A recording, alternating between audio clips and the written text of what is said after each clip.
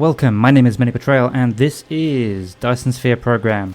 I'm starting off by immediately fixing that problem I noticed during the last episode where there was a belt missing on the silicon mine there. And then I'm heading over to where we are making our solar panels to pick up some of them. I'm picking up exactly 99 of them. And then we're going to go back home to Arioth 3. Is it Arioth or Arioth? Arioth with a PH. So yes, as mentioned during the previous episode, we are basically rushing towards the power transmission tech, so we can turn our inner planet there, Arioth 1 as it's currently called, into a power producing planet. So it's just going to be solar panels and wind turbines and all of that fun stuff just everywhere. But I need to transmit that power elsewhere, for which we need various technologies, for which we need yellow science cubes. So that's what basically the rest of this episode is working towards, getting some infrastructure for yellow science cubes with a couple of detours along the way. Okay, so we're back at home now, and the reason I picked up those 99 solar panels is because I have one solar panel already here. There it is. So I've picked that up, now I've got 100, so now I'm just going to pop down a 10 by 10 square of solar panels just to help out with power on this planet. So that way when we start making the yellow science cubes in earnest, we're not killing the rest of the planet. Now unfortunately we're close enough to the pole that I can't do a perfect 10 by 10 square because there's one of those. It's not actually a discontinuity in the grid, but as you get closer to the poles, the grid squares get smaller and apparently just a little bit too small to have the solar panels right next to each other. In the process of that, I completely run out of power. I've got nothing in my mech either. Luckily, there's one of these power towers not too far away, so just standing by that helps me charge up a bit. And I pitch a bit of oil from the nearby belt just to help me charge up the mech suit a little bit.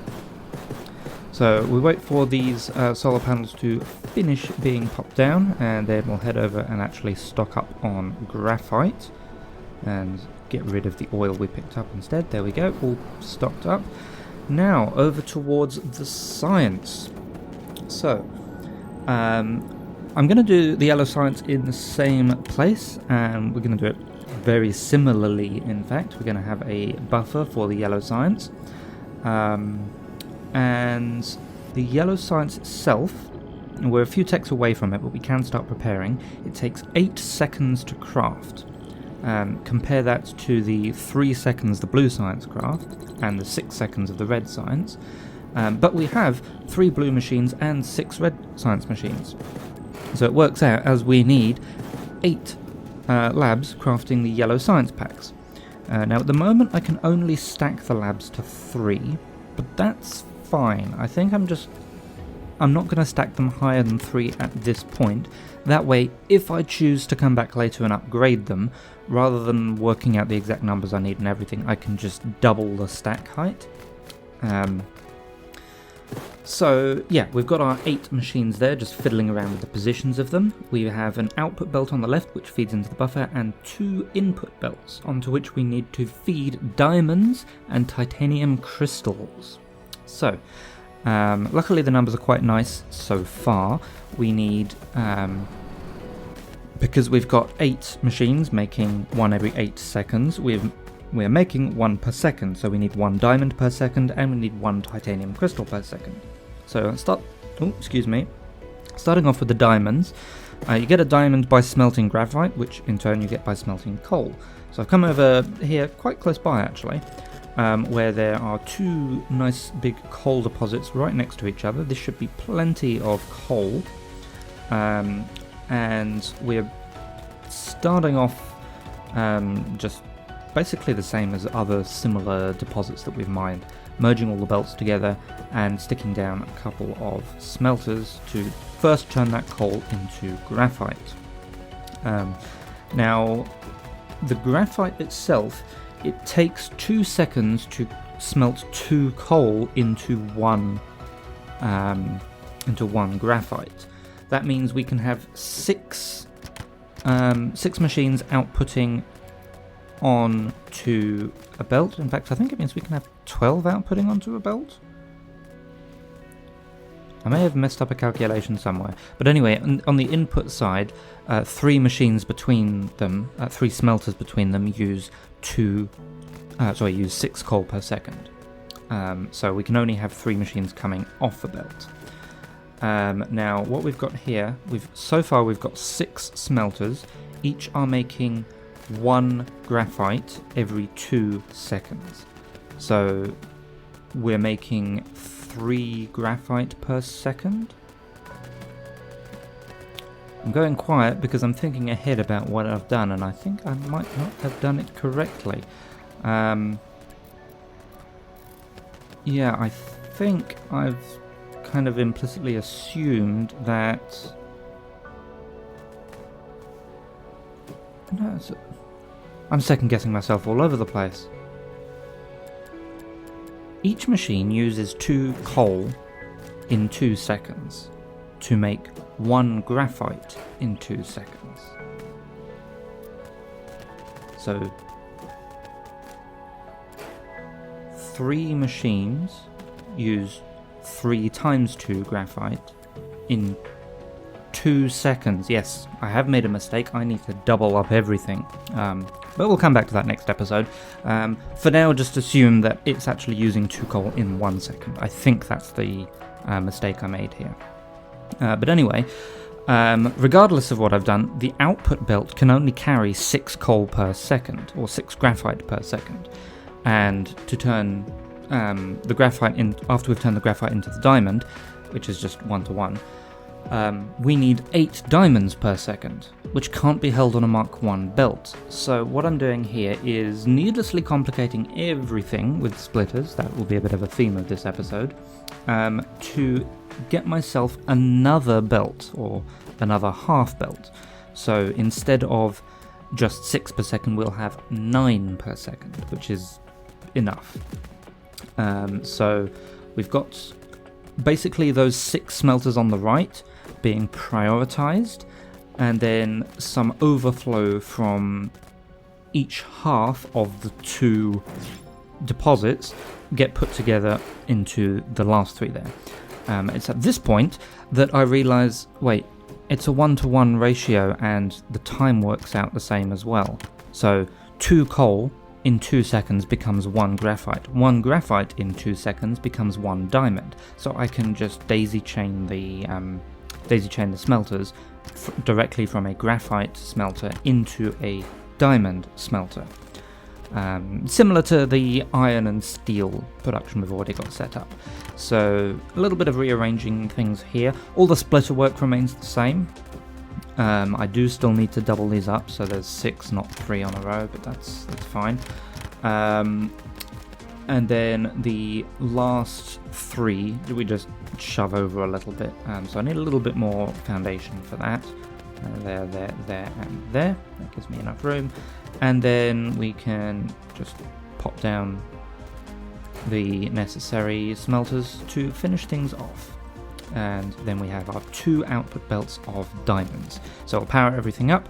At the moment everything is a graphite machine, which is wrong. I do need to switch some of them over to diamonds.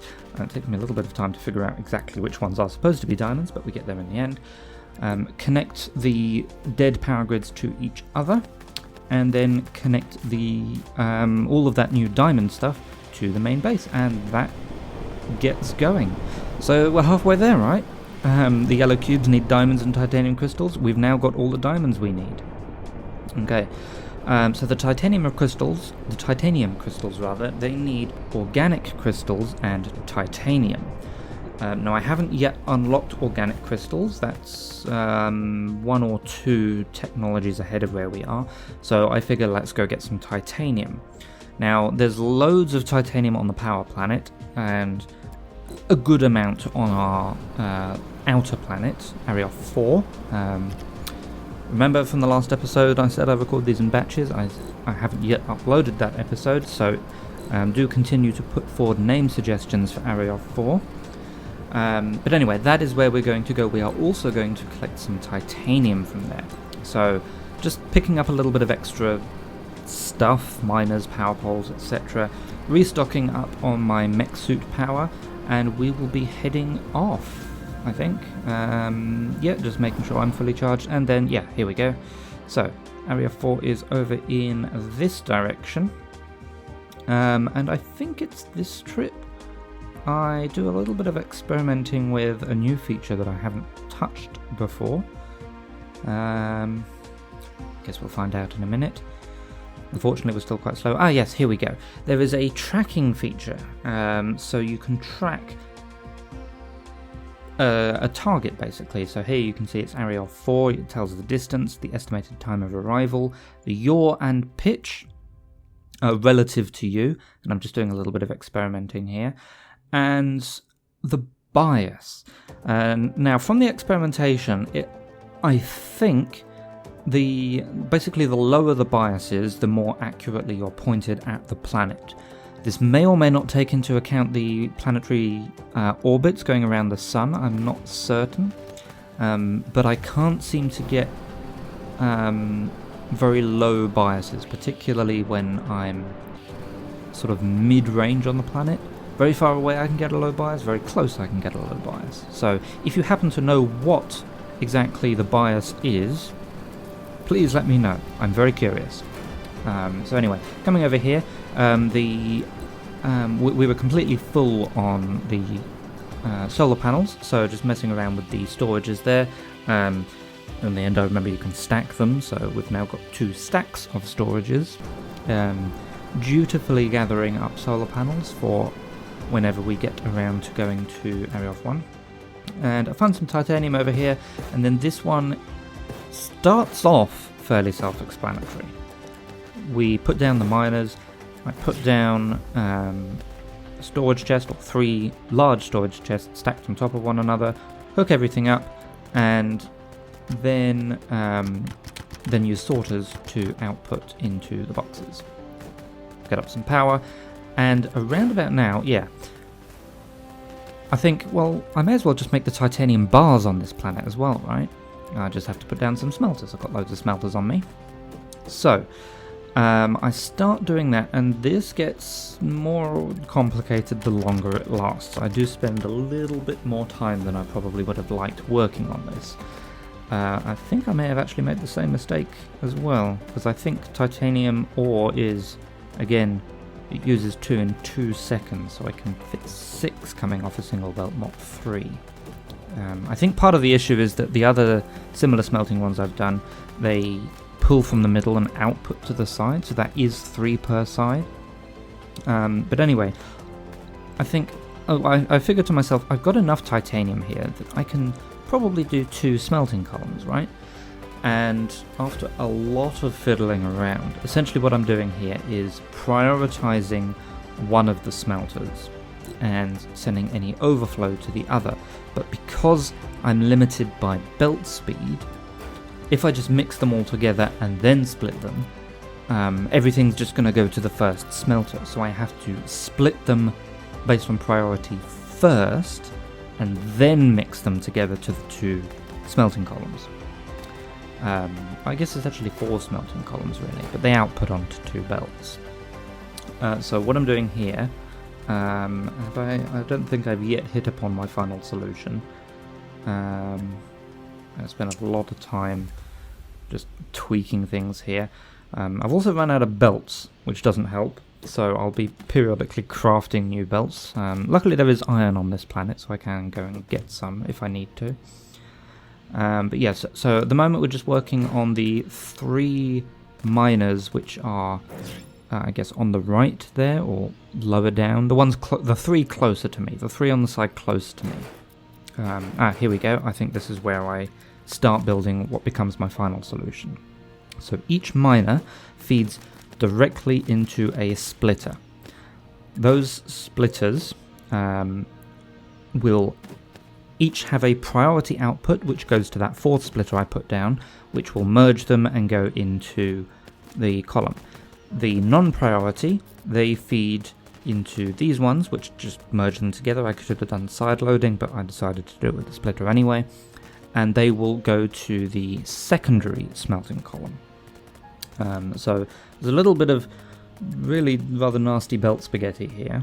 I could tidy this up, but it's a little bit close to the pole to go to do anything really tidy.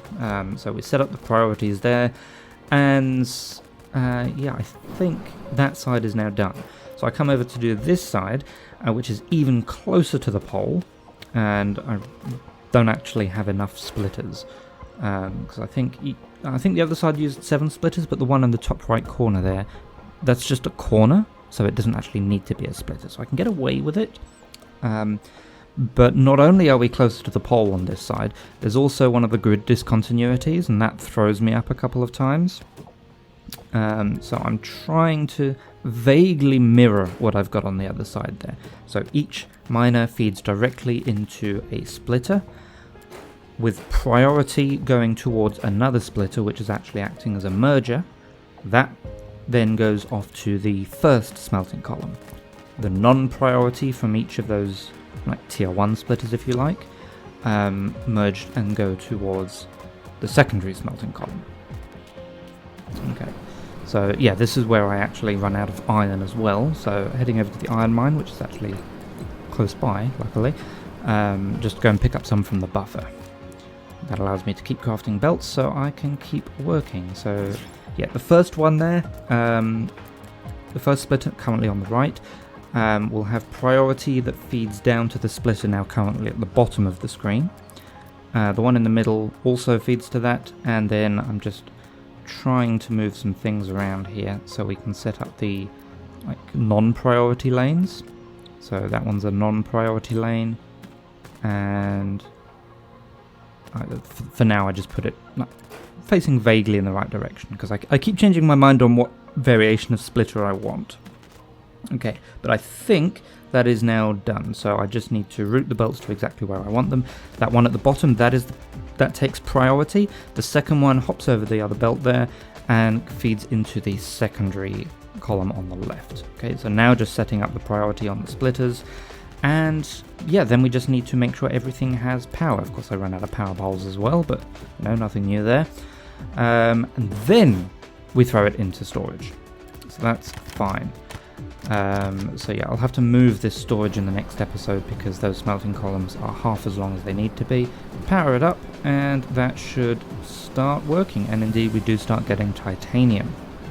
So next to work on is the organic crystals. So remember the titanium crystal, which we actually need for the yellow science. We need organic crystal and titanium. So we actually need 3 titanium to make 1 titanium crystal.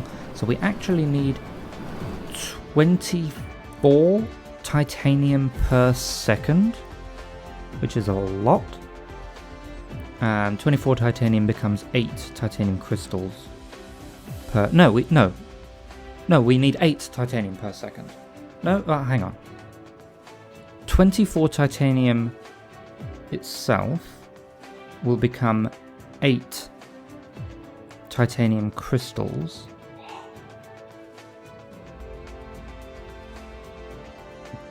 But yeah, no, we only need 1 titanium crystal per second. Yeah, so I need 3 titanium per second. That should be perfect for what we've got. Plenty. Anyway, as I said, we also then need 1 organic crystal per second. So just coming over here and powering myself back up again, and then I think I start looking into the what it actually takes for the organic crystal. Yeah, there we go, which we now have unlocked. So each organic crystal needs 2 plastic, 1 oil, and 1 water. So that means we need 1 water per second. That's easy.